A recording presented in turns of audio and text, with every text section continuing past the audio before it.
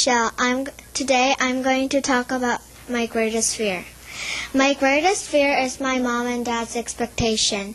They want me and my brother to be good. We want to please them because we love them very much. Sometimes we cannot finish our homework because there are so many fun things to do. Sometimes we want to play with other friends, and sometimes we want to watch TV.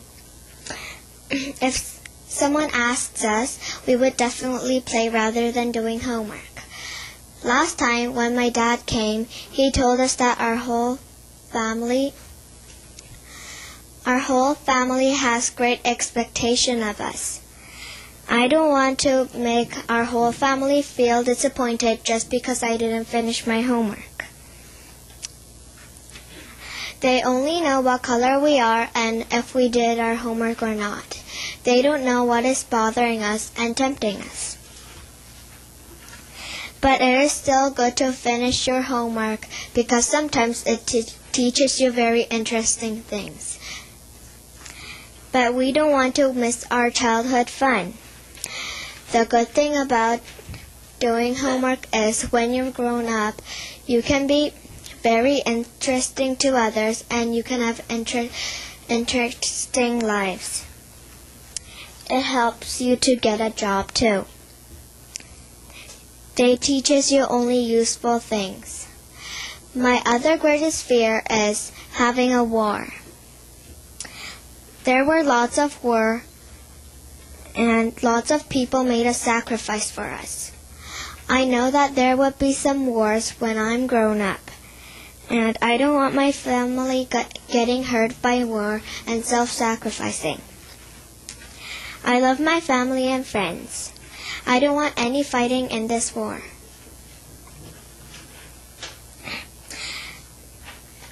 If my family's in war, me and my brother would be sad. Me or my brother's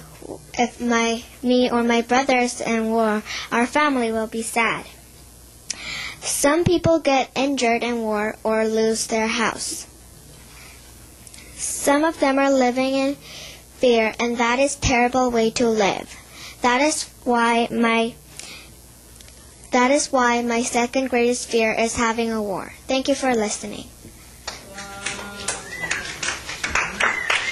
My name is Michelle, and I'm going to talk about my greatest achievement today. My greatest achievement is that I came to Canada and still doing my homework. It sounds a little silly, but you will understand when you hear my story. First, I started with summer camp, and it was really fun. I never knew that I would have a hard time with my homework later.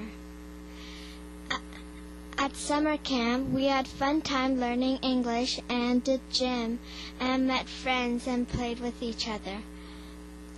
And most of all, the fun field trips that we went. We went berry picking, Harrison, Science World, and corn maze. It was really fun. But suddenly I had lots of homework when I just started my tutoring. I had a hard time getting used to it, so I spent hours and hours to do my homework, but after all, I got better and better. So soon I was able to get used to it. I learned a lesson from this experience that if you do something that you didn't want to and it's good for you, you can be really proud of yourself. Why don't you try something that you didn't want to but is really good for you? You will feel really proud just like me. Thank you for listening.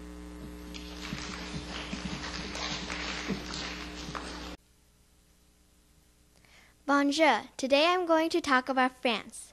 France is a very interesting country. It is one of the most overpopulated countries in Europe. The name France had originally come from a Latin word Francia, which literally means land of Franks or Frankland. In ancient German, Frank means as free as opposed to slave, and it still exists in French as franc. France is a very well-known country. What does it remind you when you think of France?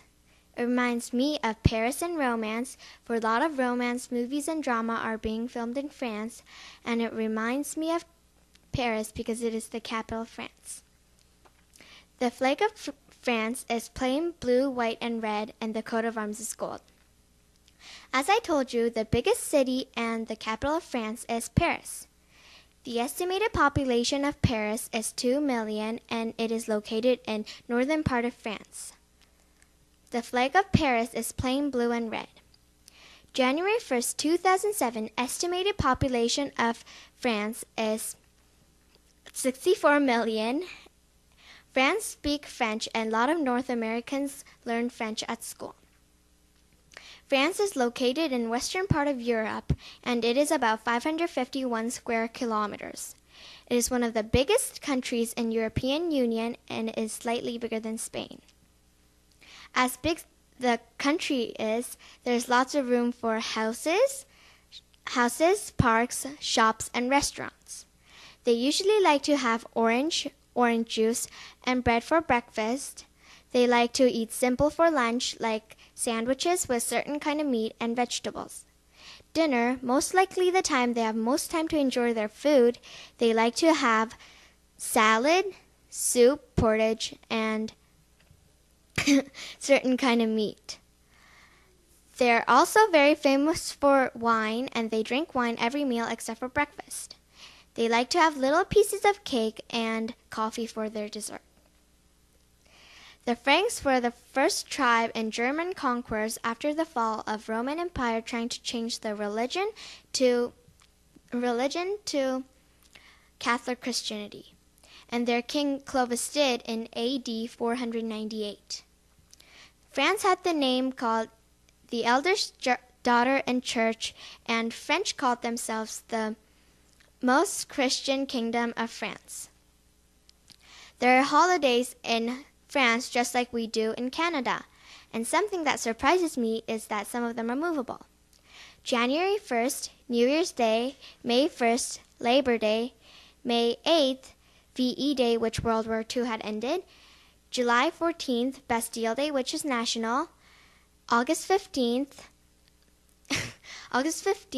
Assumption of Mary, November 1st, All Saints' Day, and November 11th, Veterans Day, Armistice Day, and Remembrance Day, which World War I had ended.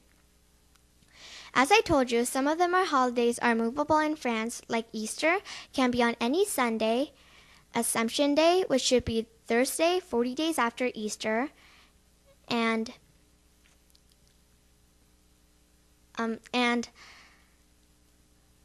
Pentecost, which is 7th Sunday after Easter, and Whit Monday, the Monday after Pentecost. There are lots of holidays in France, but only one is public and made by law, which is Labor Day. All the rest of the holidays are made by the employees that had an agreement.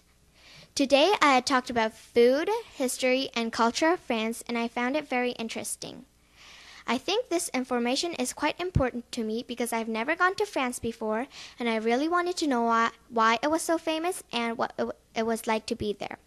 I'm very glad to know all these interesting information, and this is one of the reasons why I had picked France for my speech.